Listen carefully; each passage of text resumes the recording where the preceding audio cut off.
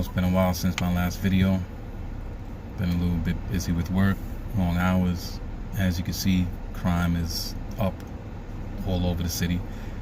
But that's another story for another time. So let me get right into it. The video footage released about the arrest of George Floyd. I know it's a little late, but I have to say my piece. I believe that footage should have been released a long time ago, because it would have possibly calmed the storm which we had to endure for the last 3 to 4 months, the riots, the protests, the people speaking about the unjust treatment of George Floyd, who ultimately died from the actions of that man. I'm not even going to call him a police officer, that man. Now, I don't condone what happened to him. I don't think what he did to George Floyd was right. But as you can see from the video footage, he was resisting. He was going against every order that the police officers gave him. He did just commit a crime. And after the medical examiner did his job, come to find out he was high on drugs as well, so that contributed to his death.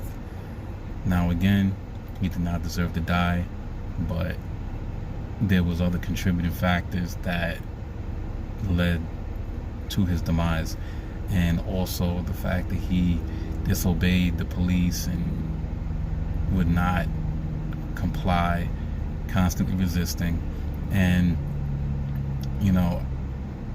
is this a shame what happened? And I feel like this video was held back just so the chaos could happen and go on, because as I said in my past videos, this is what they want. They want you to tear up your states, tear up your cities, tear up your communities, so they can come in and buy it cheap and rebuild it so you can't live there. And as I said before, you see this already happening in other states.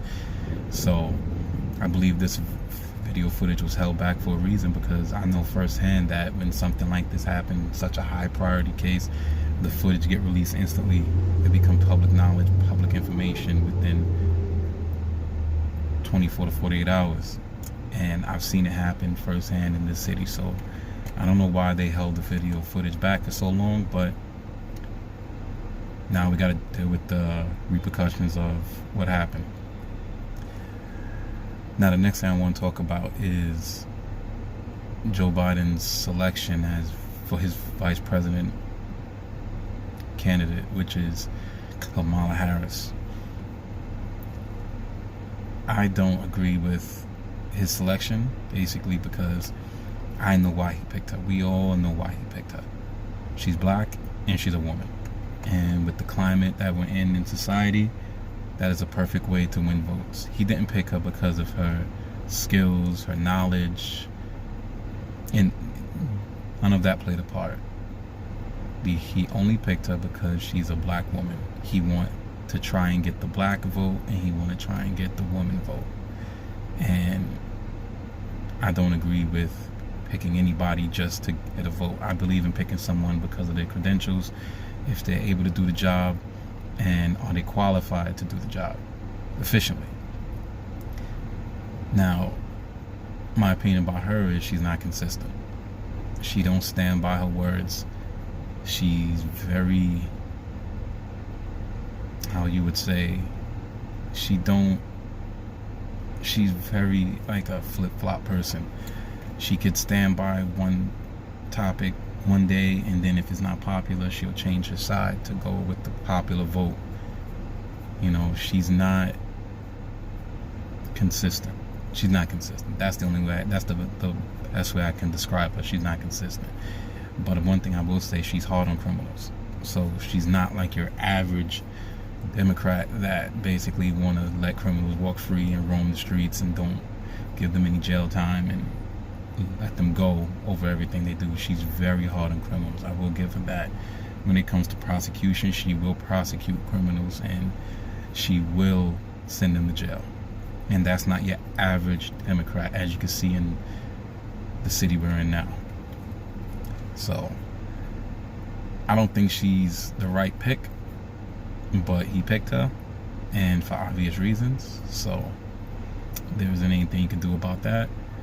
And the last thing I want to talk about for right now is the Democratic National Convention. I've seen it on TV. It has been very boring, very dry, all staged, all actors. I don't believe anyone is genuine. They're putting lies out there. And I mean, it's expected because it's all political. But when you blatantly lie and you put people on the front page of your party who actually committed crimes like Hillary Clinton, how can you put her up there to speak about anything progressive when she is a criminal herself in every sense of the word? We all know what she did. We all know the fraudulent things she's done financially to other countries and everything that's going on with the investigation going on about her family, and it's just too much to talk about. That'll be a whole nother video just to talk about Hillary Clinton. And then you have AOC, who can't even get the nomination right. She said Bernie Sanders. People tried to cover for her and say, oh, she was supposed to do that, that's what she was supposed to say. No, they can't even get the nomination right. If you look at some of the video from the convention, the timing was off. You know, these are the people who want you to vote for them, and they can't even get a presentation correct. But everyone have their own opinion, their own voice, their own vote. If they choose to decide to vote for Joe Biden, who said on his first day as president he's going to lift the travel ban, and that means anyone and everybody can just walk up in here and harm our country. But hey, everyone have their own opinion. I don't agree with it. I believe Trump is going to win. I don't have any doubt in my mind he would win if it's a fair election. If it's a fair election, I believe he'll win. If they cheat or try to do something underhanded, then of course you're not going to win. But again, you know, I think I've spoken long enough, so everyone have a good day.